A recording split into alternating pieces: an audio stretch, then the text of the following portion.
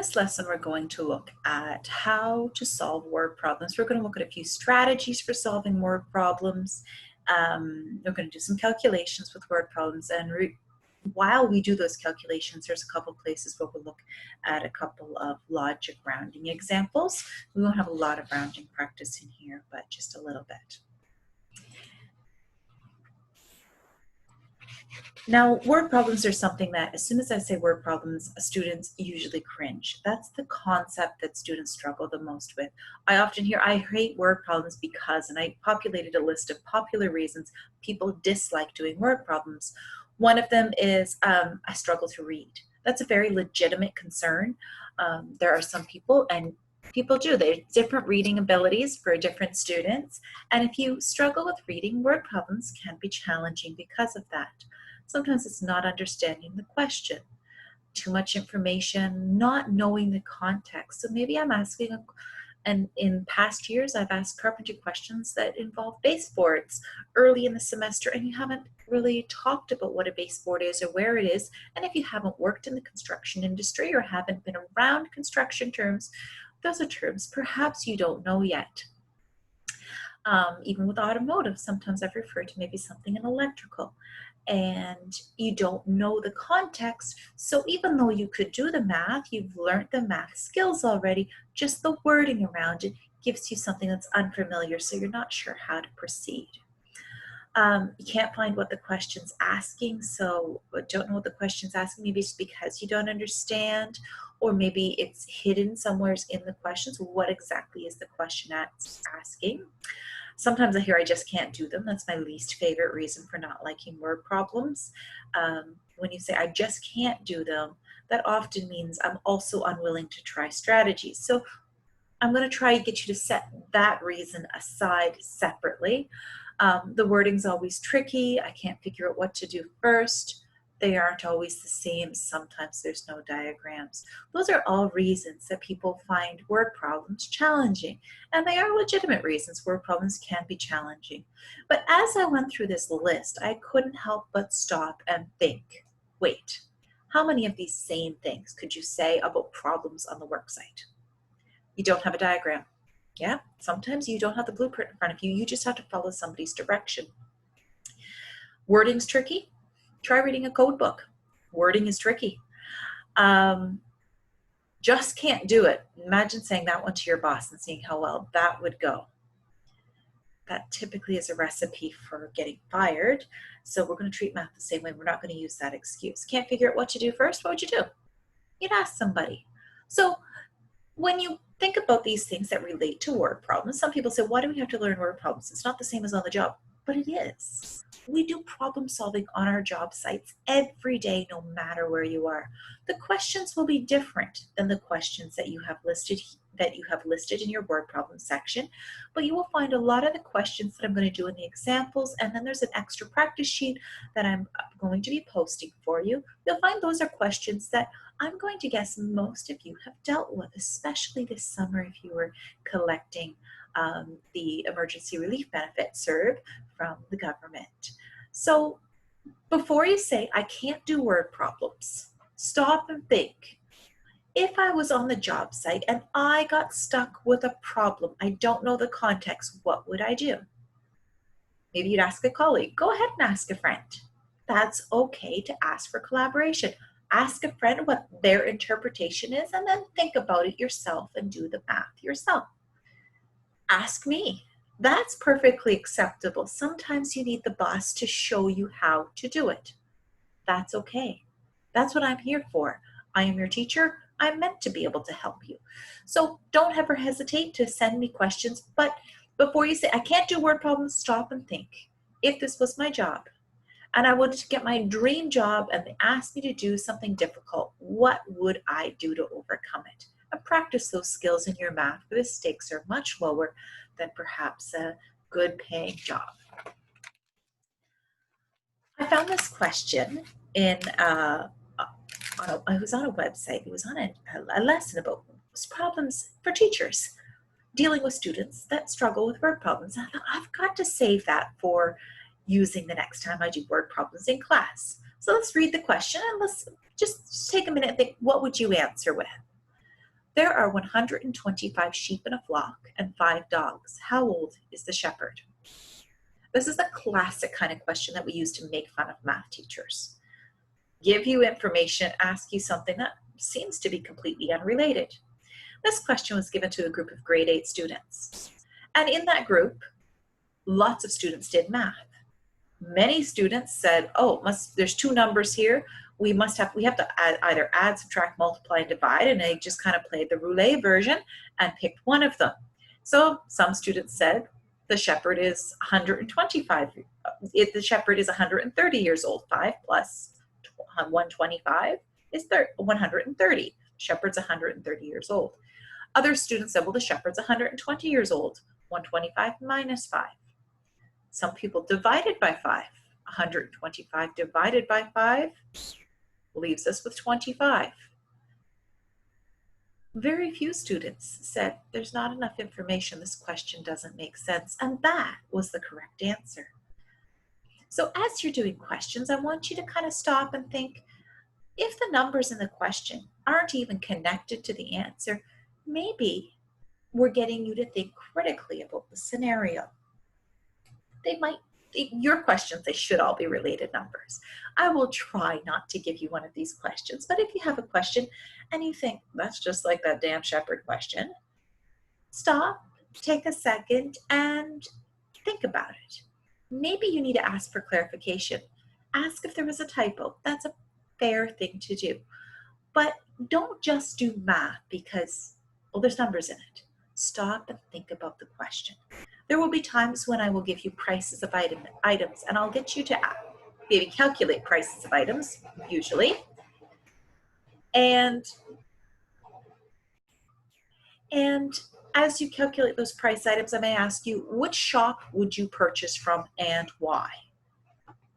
So it's a math problem, but then you need to use critical thinking. You might say, I'm going to buy local because I support local. I don't care if it costs more.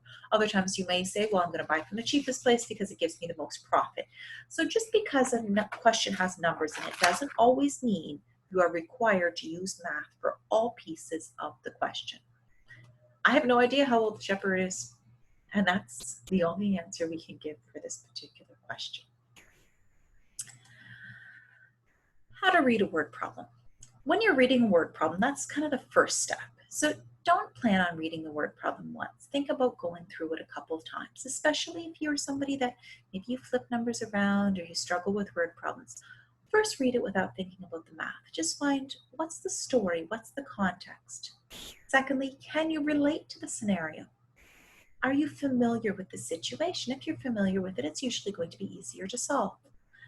Reread to see if a picture or diagram would be helpful. Now today's word problems won't have diagrams so much, but you will have scenarios where you'll need to use diagrams. So rereading to see, could I sketch this? If I draw it, would that help me solve it? And then read the question again to find out, well, what are the math connections? What was I being asked? Sometimes if you really struggle with reading, it can be helpful to have someone else read the question aloud for you. If you would like a quiet space when you're writing tests so that you can talk out loud and answer questions, feel free to request them. We'll put a request into Student Services, and when you do your midterm or your final, you're welcome to have a private study room as long as a room is available. We'll probably also be splitting classes into smaller groups, so that is often helpful as well. So that you can, whether it's at a very, very quiet whisper, sometimes just mouthing the words can be enough to slow us down as we read so we catch all of the information. I like to use the acronym GRASS. GRASS your word problems. I don't know if that's the best example to use. Sometimes that used to get a chuckle out of the class. So when I say GRASS your word problems, I'm just using the acronym GRASS to kind of think about the process. This is a commonly used acronym that people will use when they first introduce word problems. You often won't think about the steps individually, but they're all there. First of all, we ask ourselves, what information is given? So reading the question for the information that's in the problem and looking for what could be hidden information. Sometimes information is hidden. For example, if I gave you a question and I said, it costs $300 a day to run a shop, just overhead costs. That's probably a lot more for places. $300 a day to run a shop. What's the cost for a year? The hidden information, you would be expected to know there's 365 days in a year. That's information I wouldn't necessarily have to tell you. That's an example of some hidden information. Most of the time, your information won't be hidden. You'll have notes where you can assume things. But look for that. Sometimes what you're given in a question is just a small piece of the problem, and there's more information that's inferred in the larger context. Once you kind of have read the question, you know what information is given, what the context is, then look for the question to find out what's required. What's the question in the question? Check and see what are your units. Make a note of them. That way you'll know when you finish the question, should you be telling me dollars? Should you be telling me hours? Should you be telling me the number of feet of something? Sometimes underlining is a good strategy. Analyze the problem and think about what's the math connection. Should I multiply? Should I divide? Should I add or subtract? What is the math that's needed? Are there numbers that I don't even need to consider? That's analyzing the problem, thinking about what's related, what do I need, what can I discard? Sometimes if there's extra information, I've had students and they'll put a line through the extra information. Don't scratch it out so you can't see it just in case you've made a mistake, and you do need that later, but that is another tool you can use. Then you're going to solve the problem. This is when we pull out our calculator and we actually do the math that you've decided is appropriate in your analysis. Make sure you show your process so that you can check your work and I can check your work. And finally, ask yourself, does the solution make sense? For example, students that just randomly decided in the shepherd problem to add 125 and 5, even though we were adding sheep and dogs together, to get the age of the shepherd is 130, didn't ask if that made sense, because a grade 8 student should be aware that somebody 130 years old probably isn't looking after sheep and probably isn't alive. So asking, does the question make sense, is an important piece. Now let's dive in and we're going to do a couple of questions. Now this question, context-wise, should be pretty good for most of our Canadian students, but for some of you, if any of you are international students from out of the country, this could be a question that presents a little different context for you. I'll give you the background just so you know. So CERB, that's the Canada's Emergency Relief Benefit, is an income relief program for Canadians earning less than $1,000 per month during the COVID-19 pandemic who had earnings of at least $5,000 in 2019. So that's the summary of what that benefit is. I'm going to do a couple questions that relate to how much pay we would need, we would be able to earn and still get that benefit. Jeremy worked 82 hours last month. If he earns $14.80 per hour, will he still be eligible for CERB? If he is eligible, how many hours could he work? So for most of you, the context of getting a CERB payment is probably quite familiar. For many of you, you were probably aware that you had to earn less than $1,000 per month, which meant you could work some part-time hours. So I'm hoping you can put yourself in this situation. So we've looked at the given information. We have an individual working part-time, 82 hours per month, or in the last month, earning $14.80. Now we want to find out, will he still be eligible for CERB? So now we've looked at what is required. What information is required to find out? So the question is, will he still be eligible for CERB? Now there is a little hidden information. I've given it to you in the context though. To be eligible, that means earnings less than $1,000. So eligible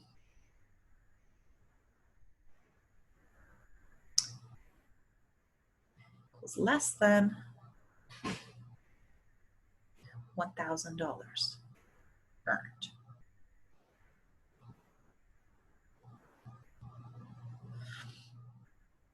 Okay, oops, I left out a letter in there. This pen that I use sometimes is a little funky on us. So bear with me if you find there's little glitches sometimes. So to be eligible, he needs less than $1,000 per month. So the next thing we need to do is we need to calculate, well, how much did he earn? So his pay rate is $14.80. The hours worked is 82. Now we're going to do some calculation. So every hour he works, he's paid the same amount.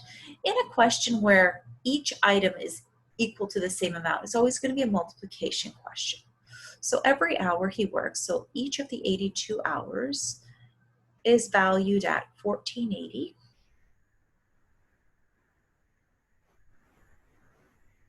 So we're going to multiply the two together to find out what his wage is. And in this particular case, Jeremy has earned $1,213.60. No rounding required here. Can he collect CERB? No, he's not eligible. $1,213.60 is larger than 1,000. Give you some math notation in there. The symbol means larger. You don't have to use those symbols. That's okay. So no, he's not eligible because he earned more than 1,000.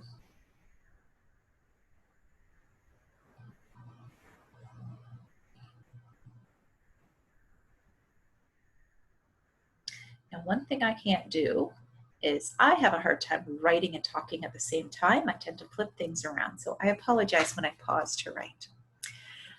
Now we need to look at what's the next question of the problem. The next question said, if he is eligible, how many more hours could he work? Well, that question doesn't even matter to us. He's not eligible, so we're done. We don't have to answer the second part. There's no more calculation.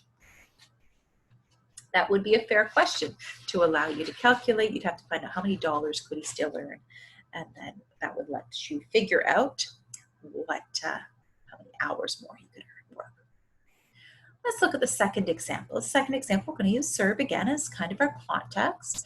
So the CERB pandemic support allows individuals to earn $1,000 of gross income, that's income before deductions, per month and still be eligible.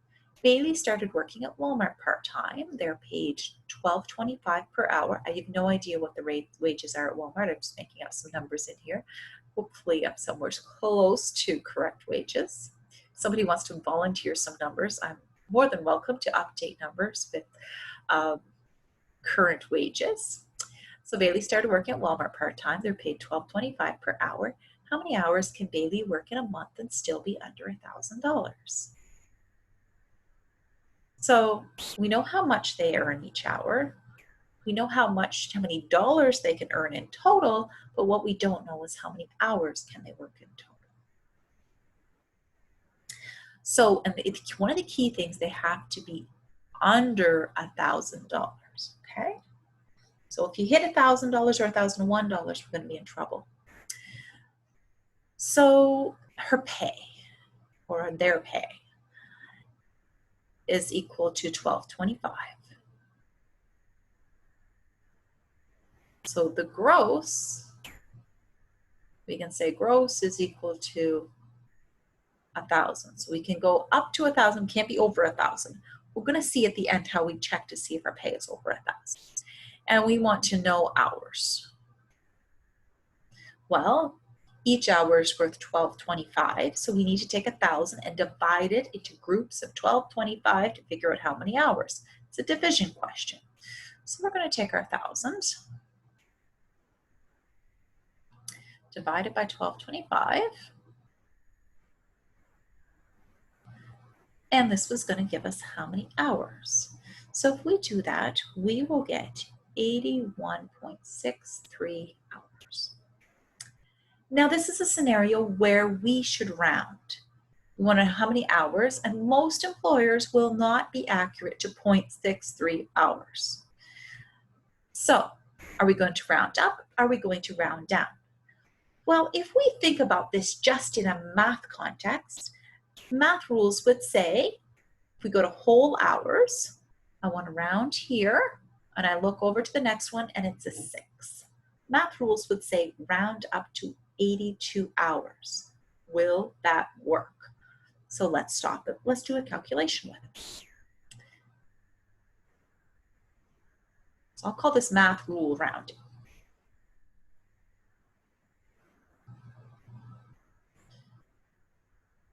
So we're going to round up to 82 hours. Now let's check it. If Bailey works 82 hours, is that under $1,000? So 82 hours times 1225. Whoops, 1225. So 82, oops, let me calculate here. Gives us a grand total of $1,004.50. Okay, so if we use the math rule to round, we get $1,004.50. That's not eligible for CERB. So this is one we can't use. We can't use the math rule to round up. We're going to do logic round. So logic rounding would say, well, if we round up and if we work a little bit extra, we're going to get paid a little extra, so let's round down to be safe, okay? So logic rounding would say we're going to round down to 81 hours. It's supposed to be a 1, not an H. So we're going to round down to 81 hours. Let's do a check. So 81 times 1225 equals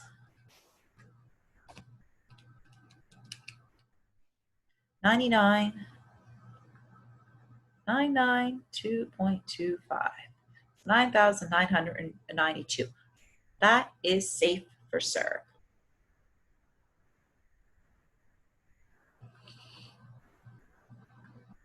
As it's under 1,000. So there's going to be times where maybe you're not sure which way to round and it's a word problem question.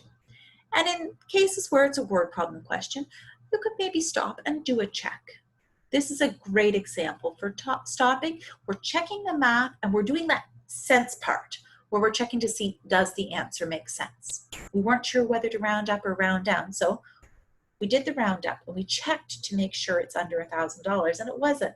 So we did the second version where we used logic to round down, because if we take slightly less pay, that means that for that particular month, Bailey would have got $992 for the paycheck plus an extra $1,000 from CERB. So maybe it's better to actually calculate how many hours you can work and work a few part-time hours and still collect the emergency relief benefit if you're eligible for it.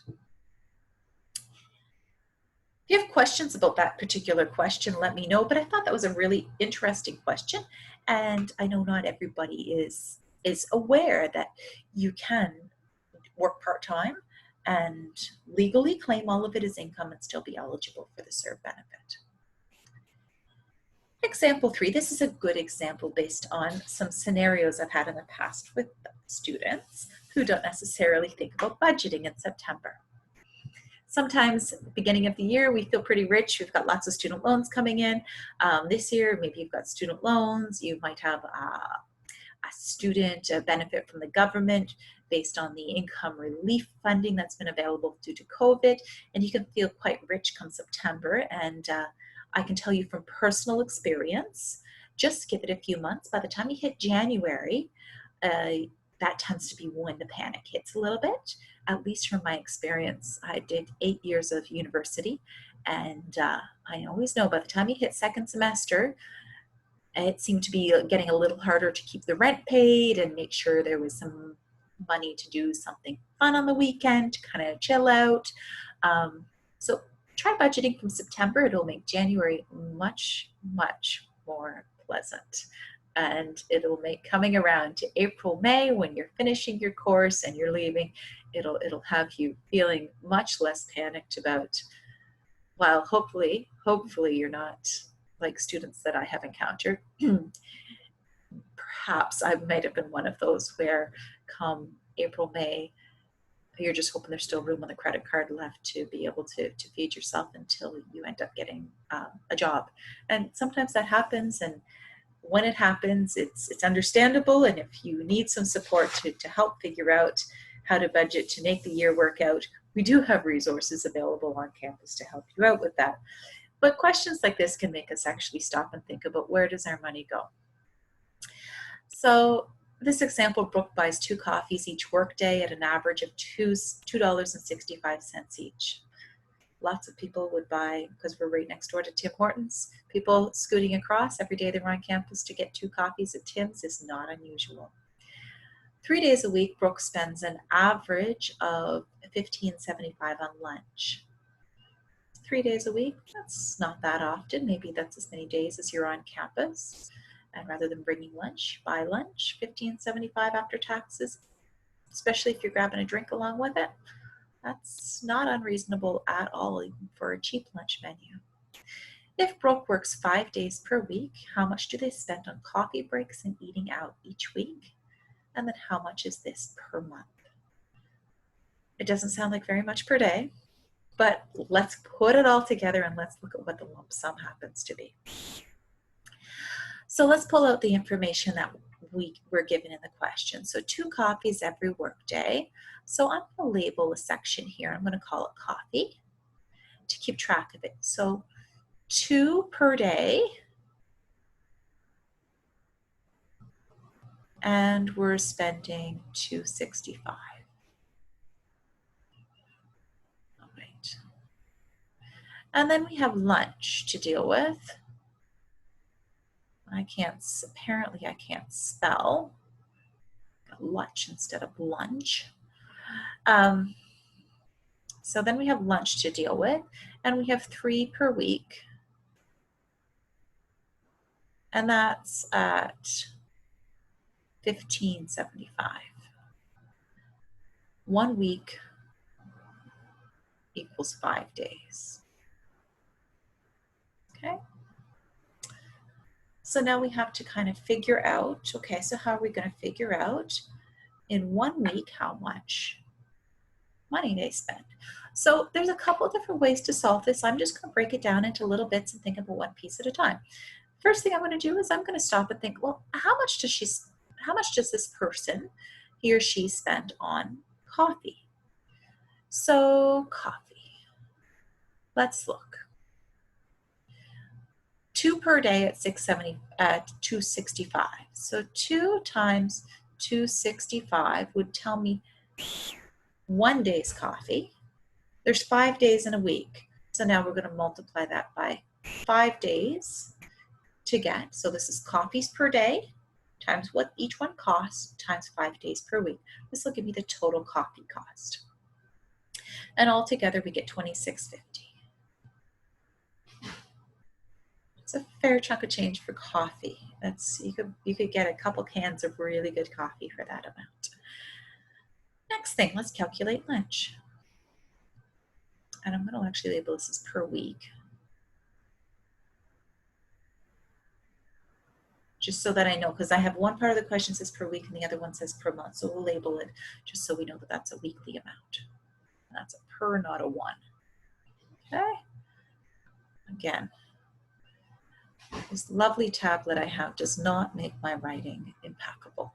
It tends to make it sloppier than usual. So $26.50 per week. So for lunch, they buy lunch 3 times a week. So we have 3 lunches at $15.75 gives us our lunch total. And the total for lunches is $47.25. So the weekly total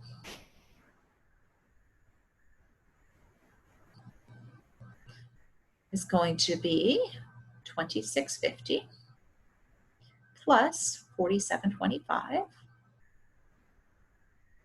to give us a total of $73.75 per week. Almost $100 a week just in eating out. Like $73, In terms of groceries, we're not far from 100. We'll put it that way. So that's our weekly total. So this is the first part of the question. What was the weekly total? I cannot write at all. I think I can get rid of that in one run. So the first part of the question is, we'll just do this. If I do smaller boxes, it helps. So we have our weekly total. Okay. Then I wanted to know, so that's the first part of the question. We've got that one asked. The second part says, how much is this per month? And we can assume 4 weeks per month, and that's usually going to be the case if you're doing a monthly question. So we'll look at our monthly total. As long as things are labeled with short notes like this, when you're asked to show work, you won't have so much in SAM, but if you're submitting work for a question, just short notes like this are enough for me to be able to identify where your work is and what your calculation is. I don't expect you to write full sentences. So our monthly total, we're going to take 73.75, and we're going to multiply it by 4 weeks to give a total. And that happens to work out to $295 per month.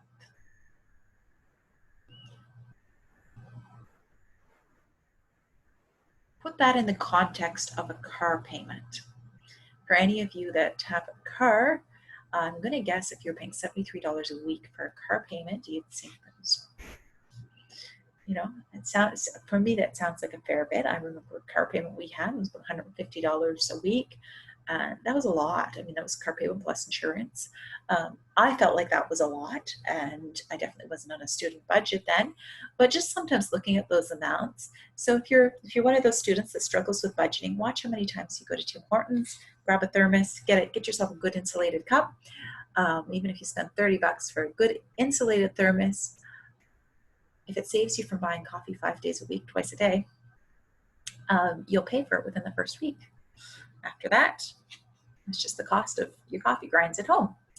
So there's just kind of a quick budget tip for surviving the semester. We got a couple more questions, not very much, and then we'll be finished off here. This is one of the longer lessons, just because word problems take a little longer to work through. According to the PEI Employment Standard Act, in most positions, the standard work week is 48 hours, after which the employee is eligible for time and 1/2 their regular rate of pay.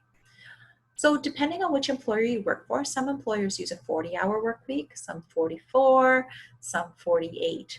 After 48, it doesn't matter where you work, it is mandatory that the employer pays you time and 1/2 your regular rate of pay. So there is an act to protect employees. So we're going to use that for a few of these examples, but that's something that's good to ask whenever you are leaving the college and going out for employment, or even if you're working part-time during the school year, is asking about overtime pay or on-call pay, because sometimes you'll get top-ups when you get called in for work to do an on-call. So ABC Builders offers their entry-level employees $16.50 per hour. If an employee works 52 hours, how much overtime pay are they entitled to? So we're not looking at if there's any variation, we're just saying by law, how much overtime pay are they entitled to? Now, when I was doing up my solution for this question, I read this question quickly, and I read this question as how much pay are they entitled to? So make sure you pause, read the question slowly, because sometimes we don't have to do as much math as we make ourselves do. And that's one of those examples here. So what are we given in the question? Well, we know what their pay rate is. So they're paid $16.50. We know how many hours they worked. And that's 52 hours. Get rid of some ink here. 52, not 55. So they worked 52 hours. Now that we know they've worked 52 hours, we want to figure out, well, what's the overtime hours? And we don't know.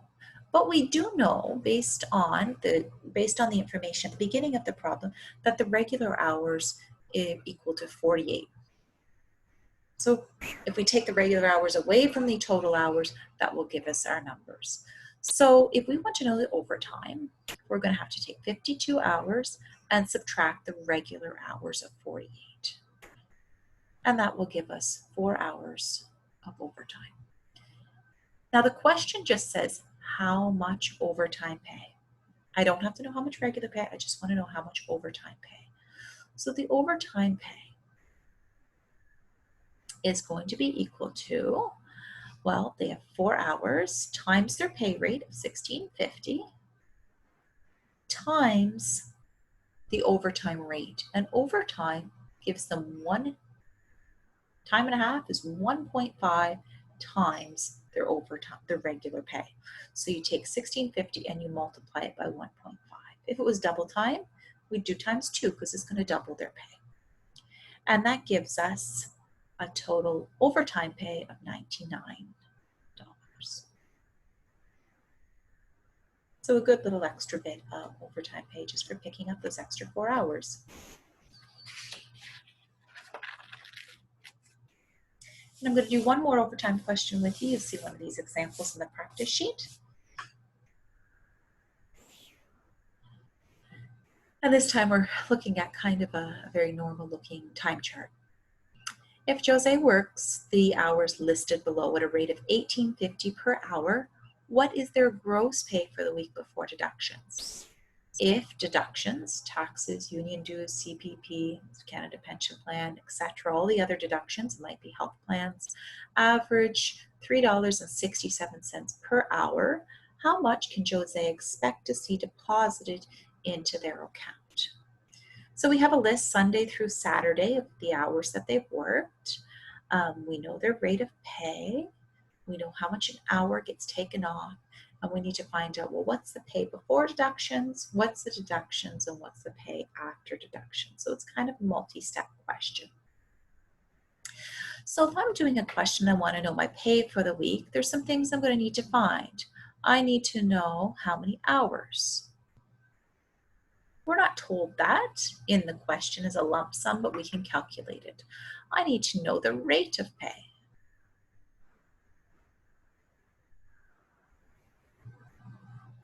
And that's $18.50.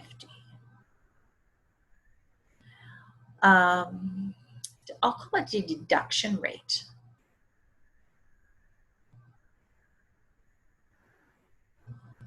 Now, I've just kind of estimated what deductions might be. We're going to look at the proper way to figure out some deductions when we get to percentage, but that's not going to be till after Thanksgiving, so you have a little bit of time there.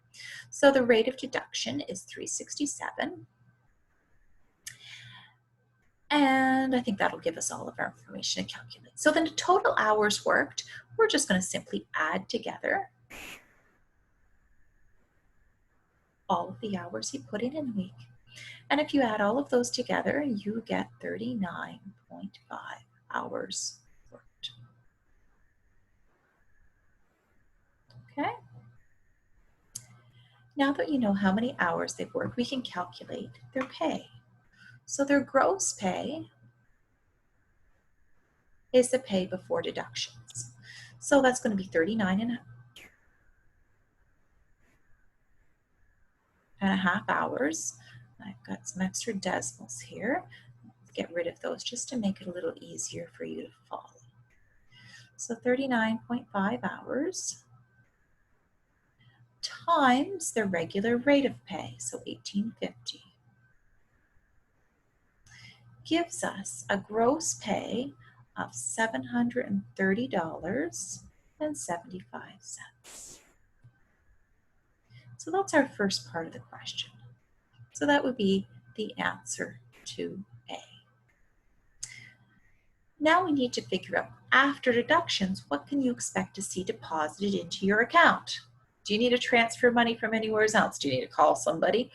Do you need to pick up an extra shift? It's helpful to know how much is going in your account. Sometimes the gross pay looks really good. By the time it hits your account, in some cases, it could be half of what your gross pay was. So it's really good to know what you're expecting to see in your bank account, especially if you have payments that are automatically being withdrawn.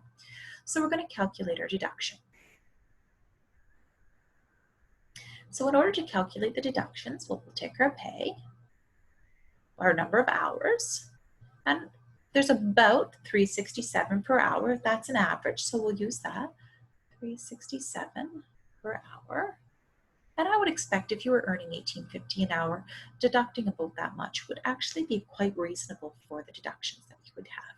So 39.5 times $3.67 has us with deductions equaling 144.965.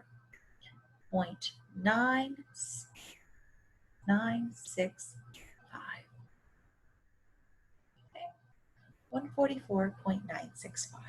Now this is a scenario where it's a money question. It makes sense to round the money amount here. So money will typically round up. So we got a 5, that pushes the 6 to a 7. So I would say the deductions were 144.97. So now the total deposit.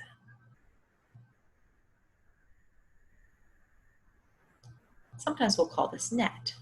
Net is after our deductions. Total, or the net deposit, is going to be equal to $730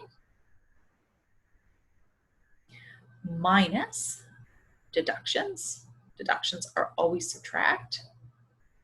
Minus our deductions leaves us with a deposit of $576.53. I'll admit, I'm always disappointed by the number after the deposit, especially when you see how much comes off for taxes. But I'm always thankful come May, when you're filing your taxes, that the money is already off, and perhaps you'll get a little bit back, or you don't have to pay very much extra. All right, so that answers the second part of that question. So that gives you a few examples of some word problems, the style of word problems you could see.